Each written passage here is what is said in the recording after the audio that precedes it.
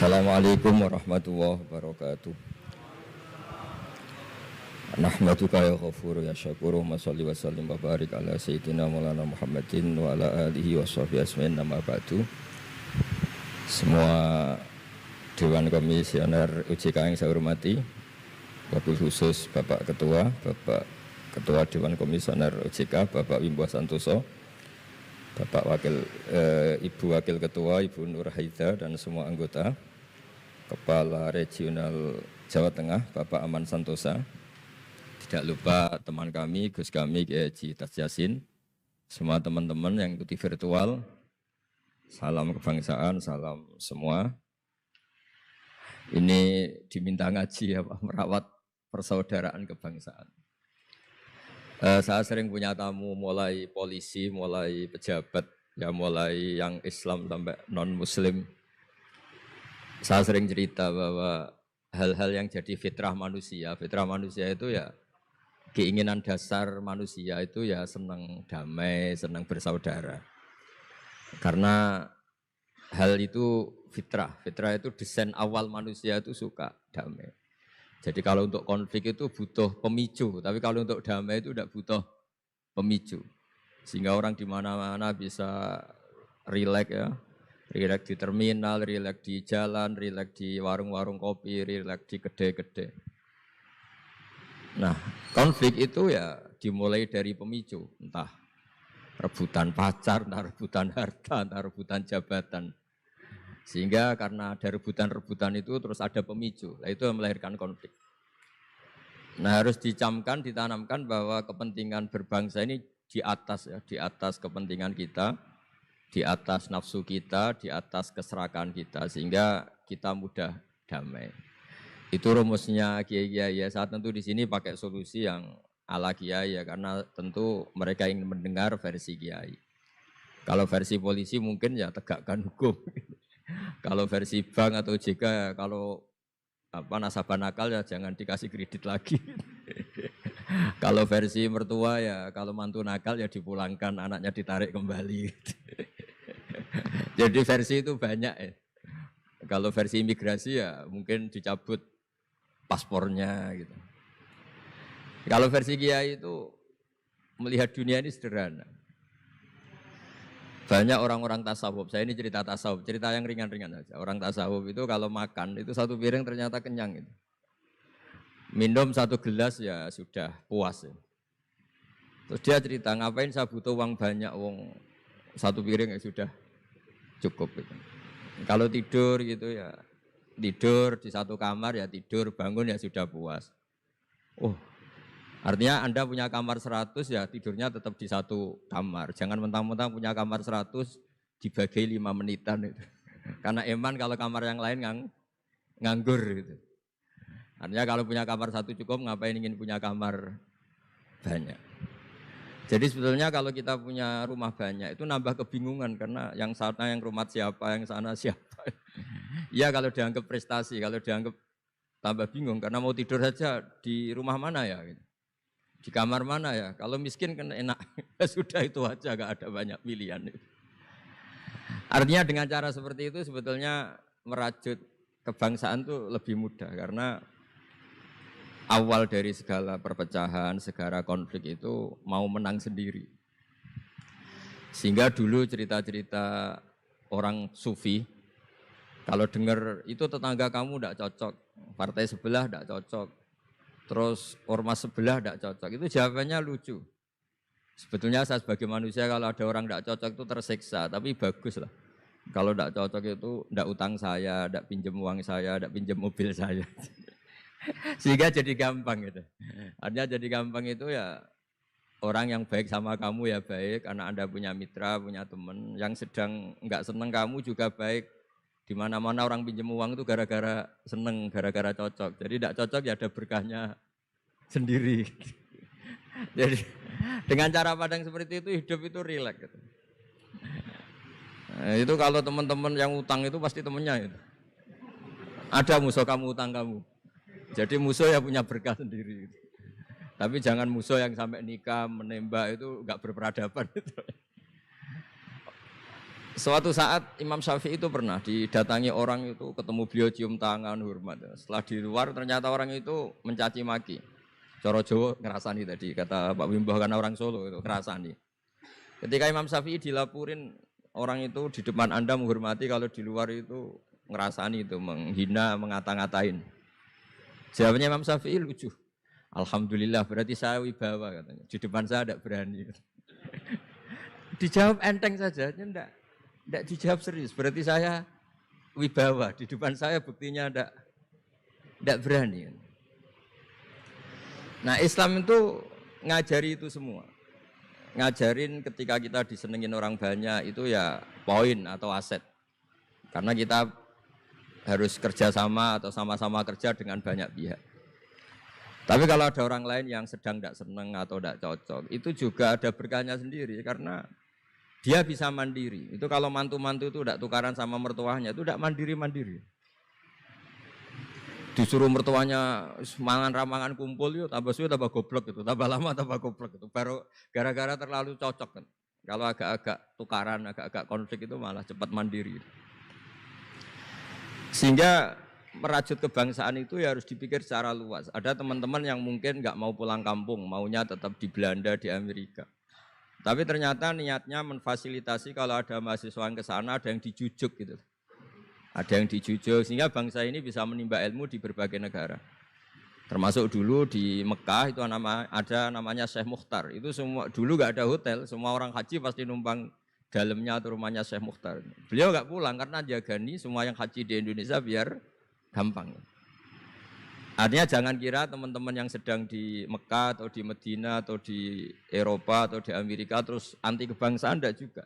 Ternyata mereka bisa memfasilitasi kita saat kita di sana. Wawasan kebangsaannya juga hanya menjadi fasilitator atau menjadi mediasi atau jadi sarana kalau ada teman-teman ke sana. Begitu juga para wali. Ini cerita, mungkin cerita yang enggak ada di OJK, cerita wali Pak Wimbo. Wali itu kalau disuruh mikir kredit, disuruh mikir cara bantu orang miskin itu ya enggak pati bakat gitu. Tapi komunikasinya langsung sama yang punya. Jadi alam raya ini dengan segala variannya itu milik Allah Subhanahu wa taala. Jadi kalau Anda ingin merubah lakonnya wayang, itu enggak usah ngerayu Gatot Kaca disuruh jadi Semar atau disuruh jadi Bagong, itu susah, mereka enggak mau. Pasti mempertahankan karakter masing-masing. Itu ngerayu dalangnya saja, ini lakonnya diganti gitu. Nah wali itu gitu, kalau merubah Indonesia itu ya komunikasinya sama Allah. Karena yang mengendalikan alam raya ini Allah Subhanahu wa taala. Kita tidak bisa mengendalikan pikiran orang. Sering ada orang itu, ini cerita yang ringan-ringan saja, tapi barokahnya cerita ini nanti gampang merajut persaudaraan. Bapak itu, bapak saya, Kiai Haji Nur Salim, itu paling suka itu sama orang yang agak sombong. Sombong itu ya, ketua RT sudah bangganya Masya Allah. Dia punya motor satu sudah kayak orang paling kaya di dunia. Punya istri yang sebetulnya ada cantik, ya dia ngira istrinya itu paling cantik di dunia. Dia agak ganteng yang merasa paling ganteng di dunia. Saya dulu ya iskal itu janggal. Kenapa sih kok seneng kancanan orang sombong? Ternyata orang sombong itu orang yang paling gampang syukur. Orang gampang syukur. Tapi kalau ketemu orang yang kelihatannya sopan, apa saya hanya RT, apa saya hanya di OJK, saya ada menteri saya ada presiden. Presiden merasanya presiden di negara ketiga, dunia ketiga, bukan presiden superpower. Ketemu orang-orang yang tidak pernah puas itu kesannya tawadhu, ternyata pasnya itu tidak pernah puas. Tidak pernah syukur. Lah yang sombong ternyata tidak sombong, dia gampang syukur. Ketua RT aja sudah merasa kayak presiden. Hanya pegawai OJK aja sudah merasa bangga, padahal dibuat suruhan Pak Simbo. Tapi senengnya, enggak disuruh seragam, sudah seragam semua. Saking senengnya. Iya. Bangga banget ya? Bangga banget. Jadi sama, sebetulnya kita jadi warga Indonesia, berKTP Indonesia sudah harus seneng. Tidak gampang, orang punya negara itu tidak gampang. Coba orang-orang yang sekarang di Amerika, di mana-mana itu orang Indonesia itu ya kangen rumah. Itu untuk kangen ke sini itu harus berbiaya 100 juta untuk pulang. Kita tidak usah kangen, sudah di Indonesia, itu sudah luar biasa. Nah, sama-sama kerja atau sering memberi kontribusi. Saya sering punya analogi ya. Saya sering diskusi sama banyak rektor di Indonesia. Bagus mana kerja sistem modern sama sistem kiai. Kata saya ya semuanya punya plus minus, tapi kalau saya kiai ya milih bagus kerjanya kiai gitu. Kalau kiai itu ngajarkan orang yang mampu nolong yang lemah. Ya sudah itu aja ajarnya. Kapan saja Anda mampu, berkesempatan mampu ya wajib menolong. Tapi kalau sistem modern itu ada jobnya. Sehingga gara-gara ada jobnya, suatu saat mungkin kalau ada orang tenggelam, wah saya ada tim SAR gak perlu menolong. Gitu. Kalau ada orang miskin, saya ada pegawai bank gak perlu ngasih kredit. Itu bahaya untuk bangsa ini. Sehingga dibutuhkan kerja-kerja yang ala kiai saja. Kalau ada kecelakaan di jalan, meskipun Anda tidak satlantas, ya ditolong Anda yang menangi, yang tahu. Kalau ada yang miskin, tetangga kamu Anda mampu, ya tolong saja. Tidak usah nunggu diajukan proposal, didaftarkan miskin resmi, sampai ada plakatnya, terus baru dibantu. Itu selak mati. Nah, selak kelaparan. Nah, pendidikan agama juga gitu. Misalnya semester ini mengkaji tentang sholat, misalnya di UIN atau di IAIN. Mengkaji tentang haji. Kalau di kiai enggak, Anda mau haji tinggal tanya kiai. Tapi kalau ada kuliah, nunggu semester itu, nunggu dosen itu baru tahu bab haji. Nah kalau pertolongan itu nunggu polisi, nunggu OJK itu prosedur dulu, kadang ditanya sertifikatnya macam-macam. Nah di sini pentingnya kerja. Jadi kalau lembaga resmi ini untuk hal-hal yang besar, yang tidak mendesak, yang mengikat. Tapi harus ada sistem sosial yang on time, yang setiap saat bisa diakses. Yaitu kebaikan masif, kebaikan yang semua orang itu merasa harus menjaga. Jadi yang menjaga kestabilan Indonesia itu semua orang, bukan polisi, bukan tentara, bukan siapa saja, termasuk departemen-departemen resmi, kepolisian, termasuk semuanya. Dengan merasa seperti itu, saling tergantung. Dan yang lebih cepat ya sistem sosial tadi. Sehingga kalau sistem sosial itu ada kiai, atau ada tokoh agama lain, atau ada yang dituakan, itu relatif stabil, karena coro Jawa nak tukaran itu sungkan, kalau terlalu konflik itu sungkan. Nah sehingga dulu ada cerita, ada seorang perempuan itu ketemu Nabi itu di jalan. Itu cara etika orang kita lah, apalagi orang Solo, orang Jogja itu kan ada etis, ketemu di jalan dicegat. Ya Rasulullah, saya ini punya bapak sudah tua, dan kalau Anda haji seperti ini pasti ingin bapak saya itu ikut, tapi beliau sudah tua sehingga tidak bisa ikut. Ini gimana, saya harus menghajikan beliau apa enggak? Sama Nabi saat itu dijawab, kalau bapak kamu punya utang, kamu yang bayar, cukup enggak? Ya cukup ya Rasulullah, ya sudah seperti itu. Artinya cukup Anda hajikan. Kemudian oleh Imam Bukhari itu dibabkan lucu, babnya itu unik. Bab boleh tanya tokoh di jalan. Jadi tidak tentang hajinya, tapi tokoh itu harus siap menjawab pertanyaan meskipun sedang di jalan. Tidak usah nunggu sowan di rumah, atau antri inden daftar tamu. Nah, itu jadi pelajaran bagi kita. Jadi kebaikan itu kita wajibkan dulu ke siapapun yang mampu dan berkesempatan. Sehingga kalau kita misalnya ketemu orang tenggelam, meskipun kita tidak pegawai SAR atau tidak yang bertugas di pantai itu, ya kalau Anda mampu, ya selamatkan. Kalau ada kebutuhan tertentu masyarakat, misalnya sakit, Anda berkemampuan minjemin mobil untuk diantar ke rumah sakit, ya kewajiban Anda, bukan nunggu dinas resmi yang mengambil. Jadi kebaikan yang diwajibkan ke dinas resmi ya monggo, kita loyal, kita dukung, kita support. Tapi kewajiban yang diwajibkan atas nama agama bagi yang mampu itu tidak boleh hilang, karena ini yang langsung bersentuhan dengan masyarakat. Coba kemarin pas COVID misalnya, banyak teman-teman saudara kita yang pulang kampung. Ketika lembaga resmi belum ngurus itu, yang ngurus ya keluarga, sanak famili, mereka pulang, mangan ramangan kumpul, ya ada, alhamdulillah ya ada yang kelaparan. Kenapa ada yang kelaparan? Karena sistem sosial itu jalan, orang kok medit atau kikir sama tetangga, sama keluarga itu pasti diadili masyarakat. Dan masyarakat sepakat urusan makan itu sepele, sehingga mereka pulang ya ikut Pak D-nya, Pak Lek-nya, ikut Mbahnya, itu semuanya bisa makan. Bisa ngopi-ngopi, bisa rokok-rokok, ya tetap santai aja normal. Bahkan banyak yang nganggur itu seneng. Barokahnya nganggur yang ngutangi tidak nagih katanya.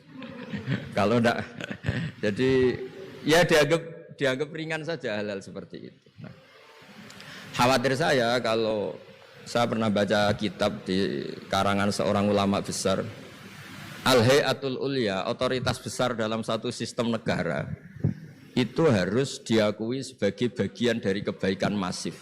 Tapi kebaikan masif yang nggak boleh hilang adalah kebaikan yang nggak punya otoritas, karena ini jumlahnya lebih besar. Ya tadi misalnya kecelakaan di jalan itu kan tidak bisa kebetulan ada mobil patroli atau mobilnya Satlantas atau lembaga resmi tertentu yang nangani kecelakaan. Yang nangani ya orang-orang di jalan yang menangi itu terus diantar ke rumah sakit atau ngabari keluarganya. Sehingga kata Nabi, kullukum ra'in wa kullukum mas'ulun an ra'iyati. Semua kita ini menjaga kedamaian, menjaga kemajmuan, semua kita jaga sistem sosial, semua kita menjaga kebaikan. Nah dari semua itu dibikinlah di era modern lembaga-lembaga formal. Tapi jangan juga lembaga formal menghilangkan sistem fitrah manusia tadi yang fitrahnya ingin baik dan itu ada di mana-mana dan kapan saja. Dan Allah kalau menciptakan sesuatu itu pasti luar biasa. Saya sering ditanya sama orang-orang, Gus gunane Indonesia seneng cangkruk itu apa? Anggap aja itu tim SAR paling on time katanya. Itu kalau ada orang bingung, yang ditanya pertama ya orang-orang nganggur di pertigaan-pertigaan itu. Ini rumahnya mana? Kalau ada orang bingung yang nanya itu. Kalau ada orang kecelakaan yang nolong ya itu. Artinya sistem sosial yang sudah ada itu nggak boleh diambil alih lembaga. Karena kalau itu iya, kita kekurangan kekuatan apa? Sosial. Jadi ini penting saya utarakan supaya kebaikan-kebaikan bersama ini saling melengkapi, bukan saling mengadili, bukan saling merasa paling superior. Saya sering guyonan begini, kalau ada rapat ketahanan pangan, yang rapat itu merasa superior karena punya rumus yang luar biasa. Tapi apa artinya rumus itu kalau petani nggak mau nanam padi? Petani itu tidak usah rapat, tapi nanam padi itu otomatis jaga ketahanan apa? Pangan. Sistem sosial juga sama. Di kampung itu kalau ada orang jahat atau sinis, itu pasti nggak punya teman. Monggo Gus Yasin ini rawuh. Ini alhamdulillah Gus Yasin rawuh. Mau biar jajar Pak Ketua, dia di situ ada. Oh mau di. Mari Gus. Jangan tetap di mana itu.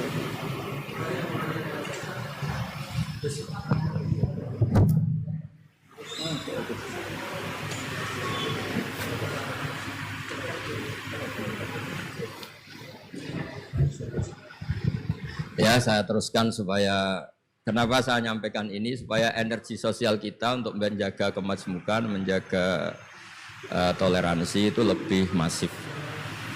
Di beberapa daerah itu ya banyak masjid jejer gereja di Tuban, di Jakarta. Dan ketika buktinya nggak ada apa-apa yaitu simbol perdamaian. Di beberapa daerah ya banyak orang Islam, bosnya itu non-Muslim. Atau sebaliknya non-Muslim, bosnya Muslim. Atasan juga banyak begitu, atasannya Muslim. Itu kan contoh sosial yang sudah masif. Justru karena didiskusikan, diseminarkan itu menjadi kayak kita baru mulai. Nah itu malah aneh. Jadi selama ini kan ya sudah begitu kan, banyak orang Islam di mana-mana itu kerja di pabrik mana, ternyata pemiliknya non-Muslim, juga sebaliknya non-Muslim di instansi apa, pemimpinnya Muslim. Mulai dulu kan ya baik-baik saja. Justru karena didiskusikan tuh menjadi kayak kita ini yang punya rumus, kayak kita yang pencetus.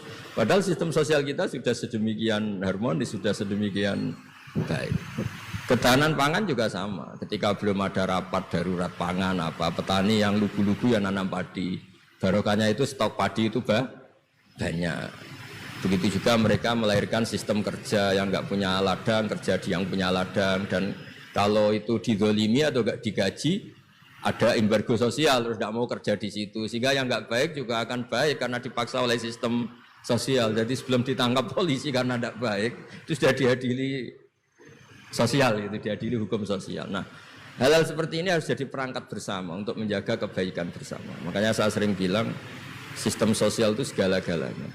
Di antara sistem sosial itu adalah lembaga resmi. Jangan dibalik, lembaga resmi itu menata sistem sosial. Sebelum ada lembaga resmi itu sudah ada sistem sosial. Sehingga sebelum ada negara ini, kiai-kiai atau tokoh agama yang lain ya turun rembuk untuk mengusir penjajah, untuk memberi makan tentara yang berjuang di kampung-kampung, dikasih ketela, dikasih apa saja lah yang bisa mereka bertahan hidup.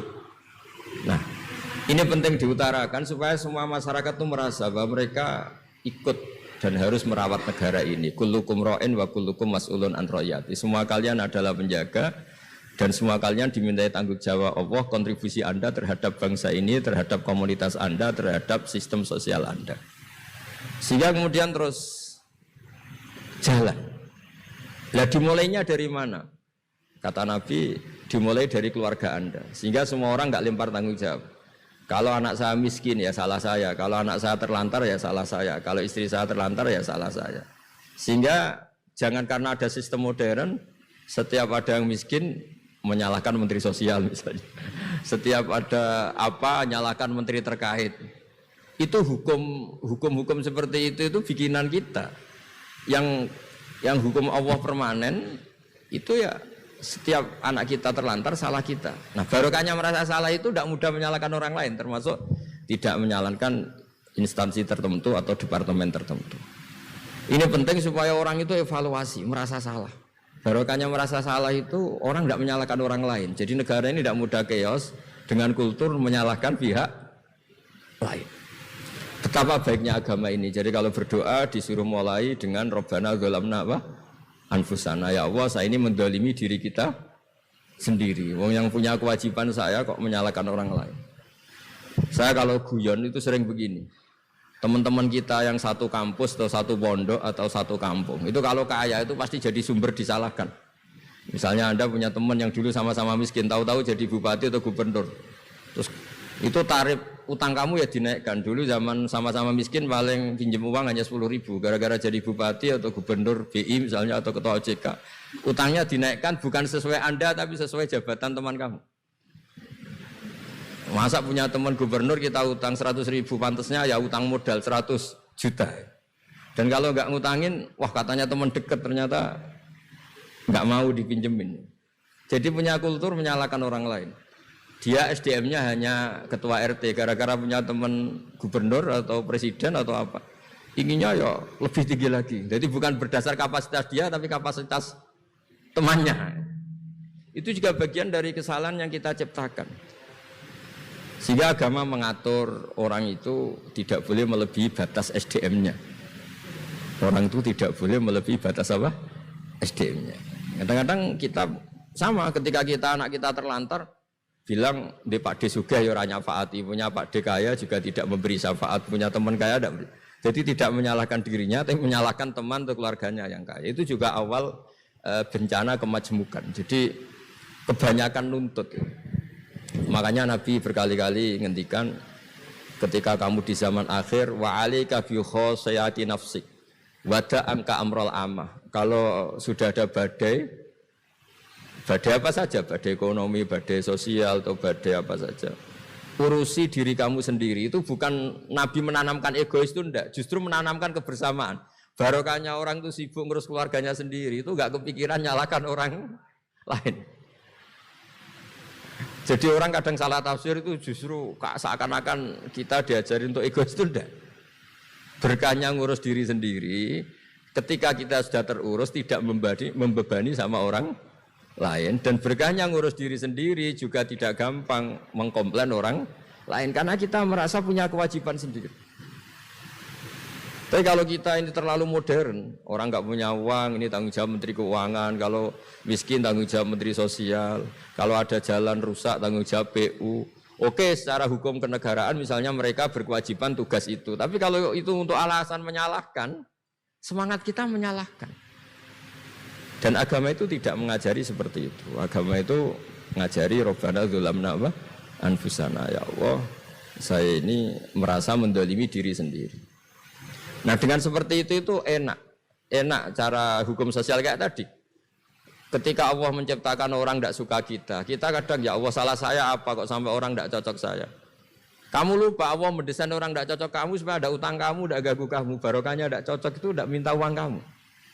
Nah itu yang saya ingin ditiru. Jadi perilaku ulama-ulama besar kayak Imam Syafi'i itu kalau tadi berkali-kali saya ngomong ya Aba Abdillah, panggilannya Imam Syafi'i ya Aba Abdillah, orang itu tidak cocok kamu.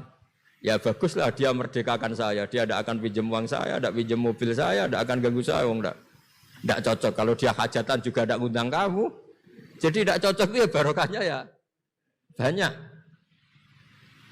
Nah kenapa banyak kiai tidak dimintai rembukan masyarakat padahal dituakan? Karena kalau semuanya minta rembukan kiai itu disarankan mondok semua. Padahal barokahnya negara ini ya ada yang kuliah, ada yang jadi polisi, ada yang jadi tentara. Kalau rembukan semua sama kiai disarankan mondok semua. Nanti yang jadi polisi siapa, yang jadi dokter siapa. Nah barokahnya kadang-kadang kiai ditinggalkan, nggak diajak rembukan itu ya varian-varian profesi itu banyak. Kiainya juga ada harus tersinggung. Ini katanya nuakan saya, apa-apa diputuskan sendiri, ada usah seperti itu ya biasa aja. Jadi kemajmukan, menjaga kemajmukan itu dimulai dari semua orang merasa berkewajiban menjaga perdamaian ini, menjaga keharmonisan ini. Tentu dimulai dari merasa wajib pada dirinya. Ini penting supaya tidak ingin menyalahkan orang lain atau terbersit menyalahkan orang lain. Terus kedua, bahagia dengan dirinya tadi. Misalnya orang yang paling miskin di Indonesia, itu ternyata tadi saya utarakan, saya punya kitab-kitab tasawuf banyak. Itu lucu-lucu dan jadi gampang hidup itu. Misalnya dia miskin makan satu piring kenyang. Kenapa saya harus korupsi? Kenapa saya harus mencuri? Wong makan satu piring juga sudah kenyang. Terus dia menghitung orang sampai kaya raya itu makannya sampai meninggal, misalnya 60 tahun, jumlahnya sama orang miskin ternyata jumlah yang dimakan yang sama, jumlah yang diminum ya sama. Terus ada pertanyaan, saya pernah digugat juga pas dalam satu acara. Tapi kalau orang kaya ingin apa saja kan kesampaian, Gus. Ingin beli mobil kesampaian, ingin beli pesawat kesampaian. Saya tanya, ya orang kaya inginnya tidak seperti itu. Misalnya inginnya mungkin jadi presiden, inginnya jadi gubernur, kan ada aja enggak kesampaian. Tetap aja ada enggak kesampaian. Kadang-kadang, wah enak jadi anaknya presiden, anaknya gubernur, apa saja kesampaian. Banyak juga anaknya presiden, mungkin ingin anaknya jadi presiden ya enggak kesampaian. Anaknya kiai ingin anaknya jadi kiai ya enggak kesampaian. Mungkin anaknya jenderal, anaknya ingin jadi jenderal. Dan dia nyontohkannya kan, wah kalau jadi orang kaya itu enak, ingin makan di apa saja kesampaian. Masa orang kaya seleranya hanya ingin apa? Makan. Artinya ada saja yang enggak sama. Misalnya orang jadi raja Arab Saudi, ada aja enggak kesampaian. Mungkin bayangkannya ya tidak ada yang demo, tidak ada yang komplain, semua anak yang diinginkan putra mahkota jadi ya tidak gampang kesampaian. Nah, kemudian dia berpikir lagi. Saya ulang lagi ya, dia berpikir lagi si orang miskin tadi. Misalnya dia ke hutan atau ke gunung, wah enak jadi bupati, gubernur, apa-apa difasilitasi negara. Terus dia mikir, tapi mereka punya atasan. Ditegur atasannya takut, diatur atasannya takut. Kok enak saya nggak punya apa? Atasan. Tapi intinya itu bagi saya semua itu harus dikawal oleh hukum.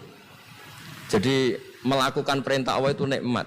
Sehingga Anda misalnya ketua OJK atau gubernur atau wakil gubernur atau kiai, nikmat tertinggi itu karena melakukan perintahnya Allah Subhanahu wa taala. Kita disuruh jaga Indonesia, disuruh jaga keluarga. Kalau nikmatnya itu subjektif sepihak, kita puas kalau ingin seperti yang kita inginkan. Itu enggak akan ada puasnya karena nafsu kita itu kalau guyonan orang-orang tasawuf, kamu dikasih dunia seisinya dan lipatannya, tamak kamu atau keinginan kamu itu tidak akan tercapaikan, tidak akan terpuaskan. Karena manusia itu ya sudah nggak ada batasannya. Makanya kalau guyonnya dulu kan ada orang tirakat, kalau megang apa saja jadi emas. Dia bayangkan jadi kaya, jadi top. Ternyata pertama dia megang saka rumahnya, tiang rumahnya jadi emas. Habis itu megang apa lagi jadi emas. Lama-lama megang nasi jadi emas, megang minum jadi emas. Akhirnya dia nggak bisa makan karena dia ingin semua yang dipegang jadi emas. Pas kecapean megang-megang dia ingin makan, yang dipegang juga jadi emas. Ya akhirnya kan jadi bingung gitu karena nggak kesampaian kan. Dia kesampaiannya jadi emas, ternyata kebutuhan dasar dia ingin makan malah tidak kesampaian karena yang dimegang jadi emas. Jadi itu kan contoh. Sejahtera juga sama. Anda bayangkan misalnya Kalau punya mobil, punya uang tabungan, punya apa, semuanya kesampaian enak itu. Semua yang kamu inginkan kesampaian itu enak. Ukuran enak dengan banyak bergantung, dengan tidak banyak bergantung itu ilmiah mana? Misalnya gini, saya ini bahagia cukup dengan makan satu piring. Anda bahagia nunggu punya Alphard, punya uang 1 miliar. Lu menggantungkan kebahagiaan dengan banyak sesuatu yang Anda belum miliki itu sudah satu kebodohan kalau orang tasawuf. Cek repot ya, tapi bahagia kok kakean syarat ya. Makanya saya sering bilang, kalau saya berkali-kali cerita ada orang perempuan datang ke saya, Gus saya ingin kaya. Bilang orangnya itu jelek. Saya bilang, kalau kaya yang repot kamu. Kenapa Gus? Setelah suami kamu kaya, sekarang suami kamu kan miskin. Pertama yang dievaluasi apa? Ganti rumah, ganti mobil. Lama-lama ganti Anda, kata saya. Karena setelah rumahnya bagus, mobilnya bagus, yang dievaluasi pasti Anda, katanya. Wah, kalau gitu miskin aja Gus. Iya kan, sudah rumah bagus, mobil bagus, ternyata istrinya. Nanti kalau suami kamu kaya, yang dievaluasi tidak hanya mobil dan rumah, tapi Anda. Nah, maksudnya ini ya guyon, tapi supaya kita ini bahagia dengan diri kita apa? Sendiri. Jadi saya mohon semohon-mohonnya semua yang mendengar ngaji ini, bahwa agama ini mengajarkan wa'alika bi khossati nafsik. Urus diri kamu sendiri itu bukan mengajari egois, itu bukan. Kalau semua kewajiban orang merasa bertanggung jawab, paling tidak bawaannya itu tidak nyalahkan orang lain. Dan negara juga agak repot-repot karena semua orang dicukupi oleh orang tuanya, oleh keluarganya. Sehingga negara ini sifatnya hanya membantu, bukan ngurus yang pokok. Tangan negara tidak cukup untuk ngurus sebesar itu, tidak cukup. Yang cukup adalah individu-individu ini menanamkan nilai-nilai sosial sehingga semua bertanggung jawab atas dirinya, atas kampungnya, atas komunitasnya, terus negara fasilitasi itu semua. Insya Allah menjadi baldatun thayyibatu wa rabbun ghafur. Saya kira demikian, semoga bermanfaat dan mohon maaf. Assalamualaikum warahmatullahi wabarakatuh.